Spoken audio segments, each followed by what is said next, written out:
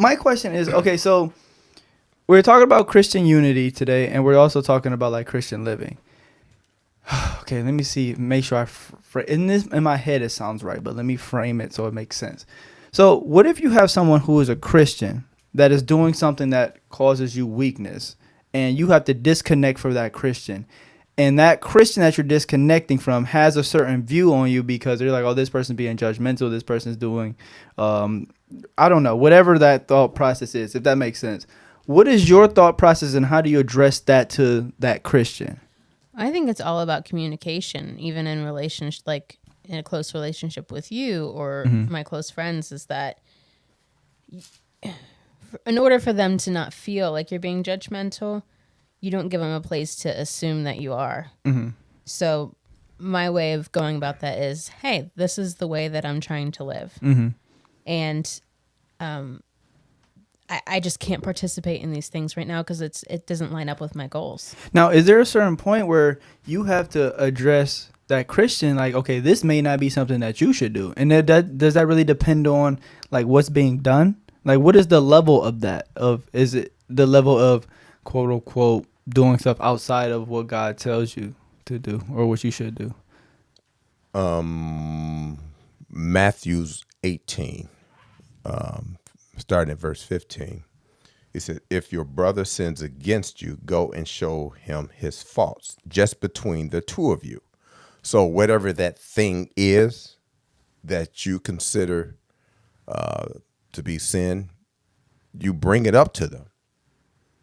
That's the way we are Christians. We're supposed to handle those things. So it says sins against. So I just put it up. Matthew 18. Starting at verse 15. Verse 15. Oh, I went too far. 15.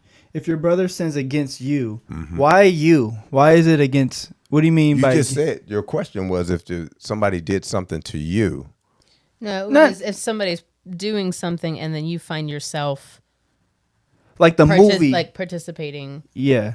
And it's like the movie situation is probably perfect. So like. I'm watching a scary movie, and Ayla can't watch a scary movie, so she moves away from doing that. Now, where's the point where Ayla comes to me and be like, Darrell, you may not want to do that, or is there a certain point to when you get to that? Well, think about us when you guys was watching some of them movies, Grudge or whatever and stuff. I never watched them with you. Yeah. But the question is like, is there a point where you come to us and be like, you shouldn't be watching this either? I said, be careful what you put in your head. That's what I say. Because some people, like you said, it doesn't bother them. And then I know some people who's strong in the word, in their faith, that they watch them to be able to conversate with some teens. Yeah. You know, I've seen people who've done that, you know, like when we had our teen church, children's church, they were able saying, hey, this type of stuff may not be the best for you. Yeah. And they watched it or they experienced it, you know, to be able to touch on certain points. Yeah. But I just don't watch those type of movies. Now, if there's a vampire movie and they're doing martial arts and stuff in there, you know, kicking vampires behind and stuff. Because you love Blade. You watch some Blade. You see what I'm saying? Yeah. That stuff there, and that doesn't bother me. But the real demonic type stuff, I don't even do that. And see now, what they're doing is gotten so bad now that some schools, elementary schools, are allowing drag shows in the elementary schools. Yeah, they're doing all kind of stuff now. And so, what are you now putting in kids at the impressionable age? What are you putting in their head? I watched this, speaking on just the elementary schools and like Christian living, I guess. I had watched, it was a Christian teacher who she had posted about getting released from her job as a teacher at this, it was a middle school in California because she would not... call them by the pronouns? Not by pronouns, no. So, like, she would not participate in letting trans children go into locker rooms Trans children. Yeah. So like if a girl starts identifying as a boy, or let's do the opposite, because it was the opposite that was most debated about. So if a boy identifies as a girl, they now are allowed in the girls' locker room. Okay. So she wouldn't allow that because of the genitals and the exposure necessarily to the other children. Okay. So she got released because of that. And so, and they said that they could not, the reason she was released is because they could not accommodate her religious beliefs. Yeah. Okay. I'm going over to KeyBank and I'm going to identify as a millionaire. And I want money because I identify as a millionaire. Does that make sense? I mean, the idea is that trans person would feel objectified in some way or like set apart. Yeah. It made you feel different. But as a parent and even as a parent, not even necessarily as a Christian. I mean, as Christians, obviously there's other reasons, but as well. But as a parent, I don't want my daughter being exposed to male genitals early on. Yeah. Regardless of what that person identifies as. I don't want that exposure for my daughter, or vice versa. I don't want my son to be exposed to female genitals early on. Yeah. Is it the school's place to do that? Well, I guess there are some type of laws in California. Yeah, no, California stuff. Yeah. Your analogy though, the millionaire, I feel like it's a little different in a sense, but I understand where you're going with it. But yeah, like what Ayla said, it's like it's more so like I don't know. I just don't want, like you say, they're in third grade. I just don't want no third grade our third grader coming home and be like, hey, I saw this. What does this do? And all this other stuff. That's just I feel like we have that conversation later down the line, but as a third grader, I don't think you don't need that. And that's what I feel with all these like shows that are putting out like, the women and women relationships, men and men relationships. Okay, that's one thing, but for me, it's just like, I just don't want like sexual anything to be associated to like these shows. So like even like mom and dad, like whatever. Like why does there have to be sex involved in everything? And I think coming from Christians, that's going to seem very prudish of us to like normal people, like to people that don't have the same views. But that's the thing, is that I do think that sex is a priority in our culture way too much. Yeah. Ayla, you know what you should make a priority right now? What? Not to kick the camera. Hold on, stay right there. Oh, sorry. She kicked the camera way over there. She getting fired up, Dad. She getting happy feet. But I do, and I think that actually intimacy has gone way down. Like maybe sex has gone up, but the intimacy has gone way down because our culture doesn't value that as much. It's on demand so easily. So you know how we were talking about when to correct someone and when not to correct something? Mm-hmm. Does that change with situations like this? Just say that someone's not following biblical principles or something that, we were like, okay, the 10 Commandments or what God tells us what, not necessarily 10 Commandments, but what God tells us what to do and what not to do.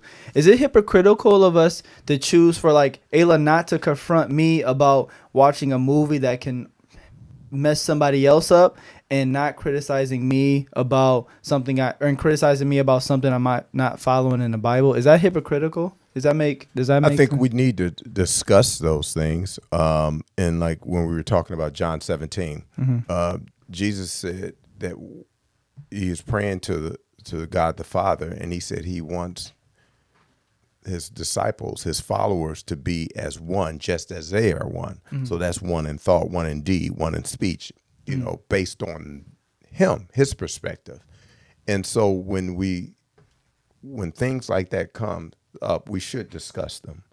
I think the challenge today, because we'll take a mindset because of one issue, and we don't consider, other issues or understand that it all started from someplace. Because back in my day when I was little, we came up like the Lucille Ball show. And she was married to Desi Arnaz, who played her husband in in the show, or the Dick Van Dyke Show. And when they had a camera went to the bedroom, you had 2 beds in there. And when they went to bed, they slept in separate beds. My grandparents did that. Right. And so at some point, they said, okay, we have them sleep together.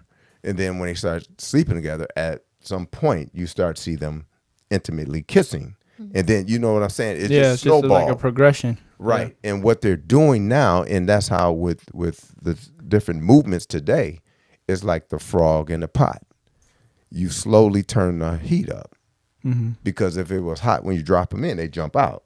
So what they're doing is slowly dripping this stuff to it, so we become conditioned to it. So is it wrong? Was it wrong for those movie companies to do that with the 2 beds? Is that wrong to do that? Because that's kind of like the same thing, right? No, culturally, they did sleep in like 2 beds. Yeah, but like, is it wrong to start introducing, or is that just more of a thing of it's just like, this is what society's doing right now, and this is just what real life is?